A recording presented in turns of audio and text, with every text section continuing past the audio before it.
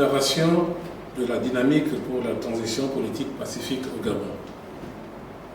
Mesdames et messieurs, chers compatriotes, dimanche le 25 juin 2023, le Centre gabonais des élections CGE, réuni en assemblée plénière, a proposé au gouvernement qui a adopté le lundi 26 juin en Conseil des ministres le calendrier électoral qui se décline ainsi qu'il suit.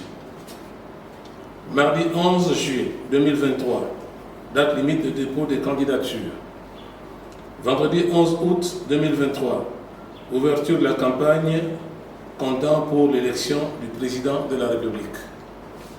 Mercredi 16 août 2023, ouverture de la campagne pour les élections législatives et locales.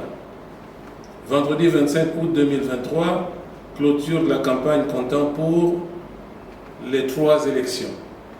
Samedi 26 août 2023, convocation du collège électoral. En publiant ce calendrier électoral, le gouvernement de la République a, une fois de plus, fait entorse à la loi électorale qui précise que l'annonce par le CGE des dates des élections se fait après affichage, réclamation et prise en compte des erreurs issues de la phase d'enrôlement. Or, à ce jour, rien n'est fait dans ce sens pour permettre aux potentiels candidats de s'assurer de leur inscription ou non. De plus, ces opérations d'enrôlement ont été aussi le lieu de marchandage de récépissés contre les paiements cash à des montants variables. Ces récépissés pourraient être utilisés par ceux qui les ont achetés à la place des propriétaires régulièrement inscrits sur les listes électorales. Dans notre déclaration de Lambaréné, le 3 juin 2023, la dynamique pour la transition politique et pacifique au Gabon, DTPPG en abrégé, attirait déjà l'attention du gouvernement sur les mauvaises conditions d'organisation des opérations d'enrôlement, où des milliers de Gabonais ont été exclus du processus parce que ne disposant pas des pièces d'identité requises, à savoir la carte nationale d'identité, l'acte de naissance ou encore le passeport. Ainsi, ce sont plutôt des étrangers qui ont pris d'assaut les centres de vote en lieu et place des compatriotes nationaux. De mémoire, une élection présidentielle est un moment privilégié dans la vie d'un pays, car elle crée en chaque citoyen l'espoir de voir des changements s'opérer dans le sens de l'intérêt général, donc d'en tirer des conséquences. L'importance d'un inventaire exhaustif des maux qui minent la société gabonaise n'est plus nécessaire, au risque de commencer à n'en point finir. Il faut tout de même le dire qu'en 14 ans, il y a eu plus de crises multiformes qu'en 42 ans sous le régime d'Omar Bongo Ondimba. Mes chers compatriotes, l'heure est grave et notre responsabilité à tous est de prendre conscience de ce qui est en train de nous arriver et regarder avec lucidité notre Gabon profondément meurtri.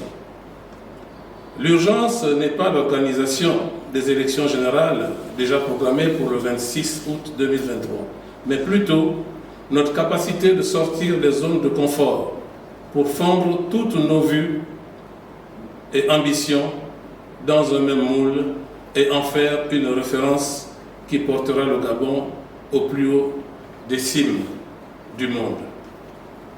Nous préférons accuser du retard dans l'organisation des élections politiques plutôt que d'aller droitement dans le fossé et où les morts seront encore comptés par milliers.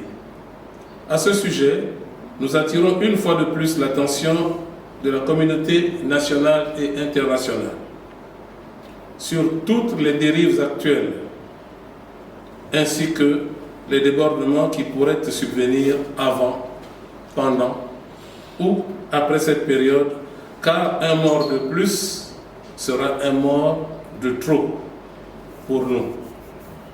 Au vu de ce qui précède, la DTPPJ entendant la dynamique pour la transition politique et pacifique au Gabon, propose et continue de proposer la transition politique et pacifique comme voie de sagesse pour éviter de sombrer de nouveau dans un tourbillon chaotique.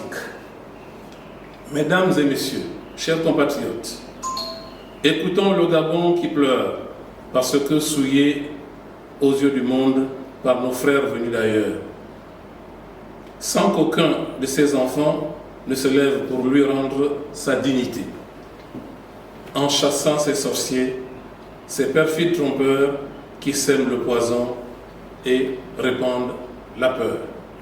Écoutons tous ces Gabonais humiliés dans leur propre pays et blessés dans leur amour-propre par des étrangers sous un regard passif et complice des compatriotes.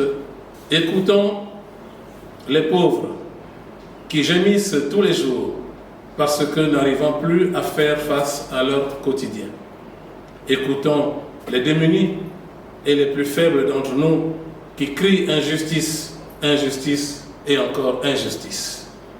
Écoutons la voix de nos ancêtres pour sauver notre pays de l'imposture et de la barbarie politico-économico-administrative.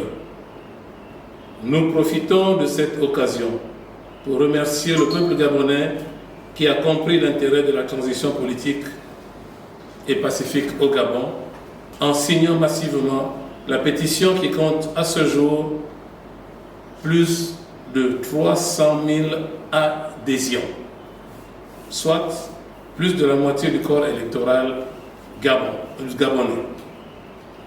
Il y va donc de notre intérêt à tous que de regarder dans cette direction qui n'a ni coloration politique, régionale, professionnelle, encore moins ethnique. C'est pourquoi nous continuons de dire que la transition politique pacifique est notre seule voie du salut. Je vous remercie.